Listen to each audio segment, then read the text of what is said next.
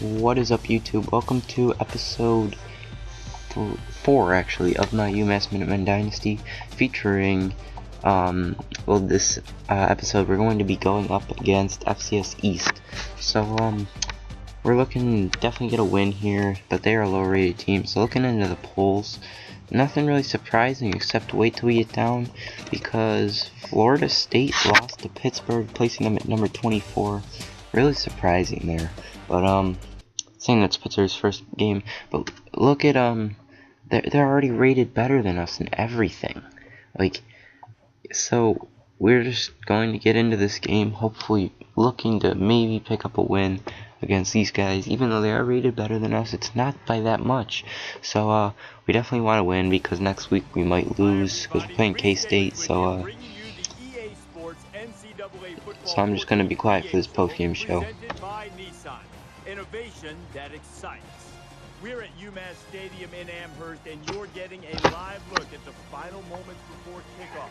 Surely, as these guys are stretching, they're going over the finer points of the game plans in their mind. No mistake.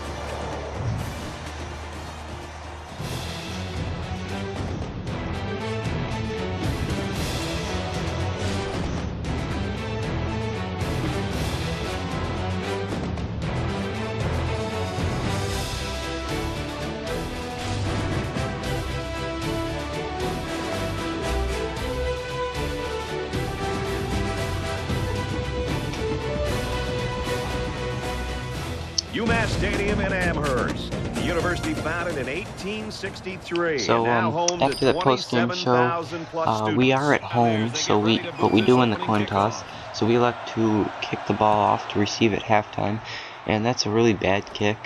Well, not bad kick, but very unpowerful kick. So here they go, first and sends. LaRue Sands hits the receiver, and he gets 20 yards on the first play of the game. Mind you, this is a team in a lower division than us.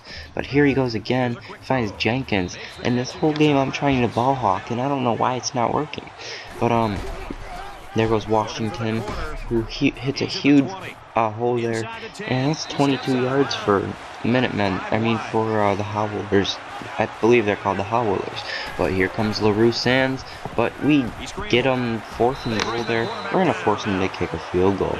So bring out their field goal unit, and the kick is up, and it is good. So here we go, ready to return this kickoff now. Dude, Dudley Giles is back, and you're going to see him play a huge part in this game towards the end, and he rips off a pretty decent return, 31 yards, but gets him to about the 25-yard line.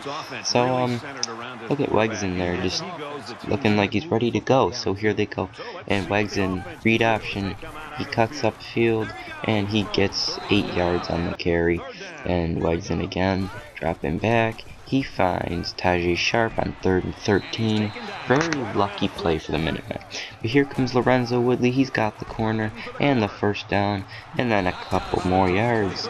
So maybe this game is gonna go our way, because we're kind of tearing right through these guys right now. So here we go, Jamal Wilson, and I'm trying to think of a nickname for Jamal Wilson or something. I don't know. He just seems like a guy you can find a nickname for. But he gets the first down nonetheless.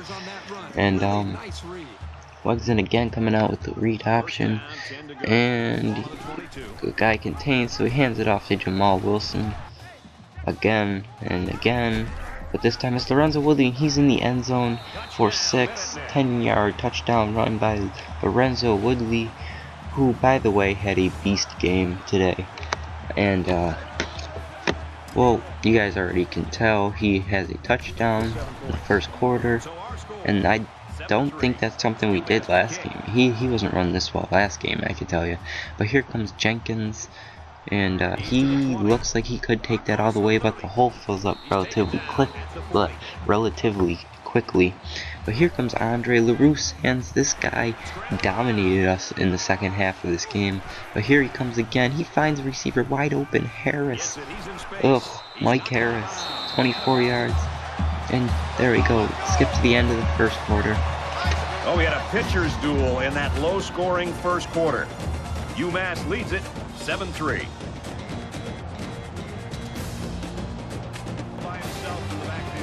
So back out here in the second quarter. Look at this play. I'm trying to ball hawk again, and I hit the pause button for some reason. Don't know why. But they get a touchdown off of that. LaRue Sands the perfect 4 for 4 on the day, and that really upset me.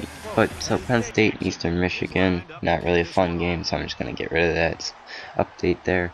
And look at Dudley Giles, he gets a nice return up to the 36-yard line, 37 maybe. 36. So look at that. We're not having a bad game, but neither are they. But here comes Wegson, and he steps out of bounds. It looks like he maybe could have got that upfield, gotten a few more yards. But here comes Lorenzo Woodley breaking a tackle there. That's huge for us, and he will pick up some real valuable yards on the ground. So Mike Wegson shreds a tackle there, takes it 26 yards to the house. And we have rushed for 100 yards. We're building a 14-10 lead on FCS East Howlers. The UMass Minutemen are proving that they can compete with teams that are better than them, no matter how better they are. But we do get the extra point there, and we will kick off to the Howlers again. And McKenna, or I switched to Miller there, and he gets another pretty nice return. But here comes Washington. He's cutting up field, and he gets a nice gain up there. And then LaRue Sands finds Thomas Carter, and LaRue Sands again hands off to Washington. Nope, it's a fake. Look at my guy. He doesn't even tackle him there. And LaRue Sands will get brought down by Randall Jett. Look at this. Doesn't tackle him. Just so annoying, but we contain them to a field goal. They're looking to shrink this lead to 1, and the kick is up, and it is good. So, looking back at the studio update, still a really boring game. I don't care about either of those two teams that much. So, Dudley Giles has a pretty bad return, but it gets worse. That's a holding call, and we will start this drive at our 10-yard line. So, Joris Jones there, and here comes Mike Wegson cutting up again. He gets a 16-yard rush off that play, and I'm still mad about that one play. He could have taken all the way almost, but here he comes again.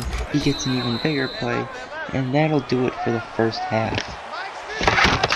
We played a half of football, and the Minutemen lead 14-13. And I'm just gonna show you guys the halftime show. I'm gonna be quiet now, so here we go. Hi everybody, glad to have you with us on the EA Sports NCAA Football 14 halftime show presented by Nissan. Innovation that excites. David Pollock here in the studio as always to lend a little perspective to what just went down in the first 30 minutes. There is nothing, and I mean nothing, that is more important than turnovers. Now so far, neither defense has been able to force one in this game, but you never know when that opportunity is going to come up. No, and people look at turnovers and they assume that it's luck a lot of times, but a lot of times it's preparation. It's being able to know that when certain teams line up like South Carolina back in 2002 in a certain formation where it's Tucson open stud, and they got 3 receivers to my side, and I know it's a rollout pass. As a defensive end, I widened my stance a little bit, came upfield, hit the quarterback as he was throwing it. Okay, so see how the announcers right there said, we're saying turnovers are a big part in this game. You never know when they're going to happen, but you're going to see out of all the dumb things these announcers say, that is so true. Look at Lorenzo Woodley, 23 yards on the carry, and Jamal Wilson will punch it in 4 yards for the touchdown as we take a soon-to-be 21-13 lead over the Howlers.